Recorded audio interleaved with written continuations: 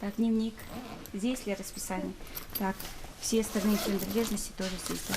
Ручки, тетради, дневники – все на своем месте. Малижа Ферзаули готовит дочерей к первому учебному дню. Собрать школьные принадлежности и ничего не забыть. Вот главная задача родителей этим утром. Здравствуй, осень, здравствуй, школа, здравствуй, наш любимый класс.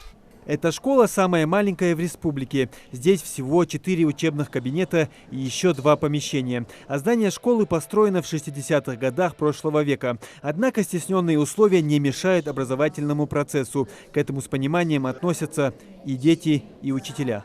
Дети обучаются в 2 смены. С 1 по 4 класс это первая смена, они с 8 у нас учатся.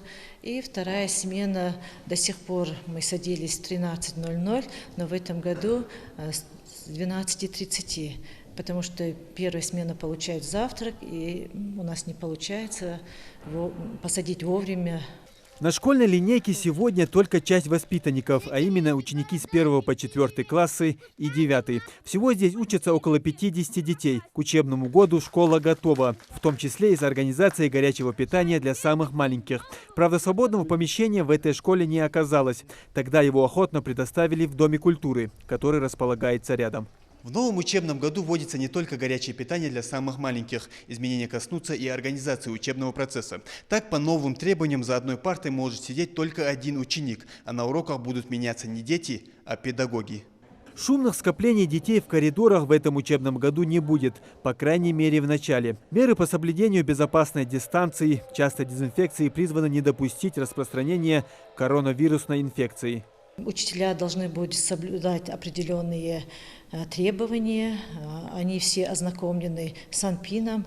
После 5 месяцев разлуки со школой ученики снова садятся за парты. Апрель и май дети учились дистанционно, а после 3 месяца летних каникул. За это время успели соскучиться и дети, и учителя. Малижа не только мама 5 детей. В школе она еще и преподаватель русского языка и литературы.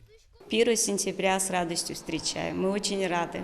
Мы рады началу учебного года. Я давно не видела одноклассников, и, конечно, я рада, что начался учебный год. Живое общение, конечно, лучше, чем дистанционное, и я очень рада тому, что мы снова будем ходить в школу. И вот самый волнительный момент для всех школьников страны. Звучит первый звонок. По традиции старшеклассники дарят подарки первоклашкам, а те посвящают стихи своей школе. Пожелайте нам успеха и счастливого пути.